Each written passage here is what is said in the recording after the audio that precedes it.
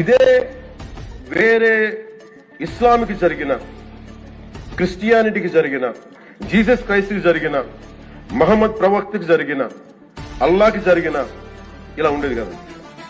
వాళ్ళు ఆ రోజు మన కౌన్సిల్లో కూడా అలా పటాలు తీసుకొచ్చేవాళ్ళు వేరే ఏ దేవత. బికాజ్ ఇది హిందువులు కాబట్టి వీళ్ళ కులాలతో ముక్కలుగా అయిపోయి ఉంటారు కాబట్టి, హిందువులు తమ మతాలను ఎడాపెడా వీళ్ళు జోకులు వేసుకోగలరు కాబట్టి దీనికి సీరియస్నెస్ లేదండి.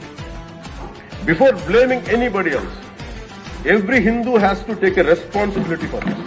ఎవ్రీ హిందూ. ఎందుకంటే మన ఇస్లాంని మనం ఎందుకంత కూర్చోబెట్టంత వాళ్ళు గౌరవించే విధానం చూస్తే నిజంగా మరే మనం హిందూ ధర్మాన్ని పాటిస్తే మనం గౌరవించుకోలేమో అనిపిస్తుంది.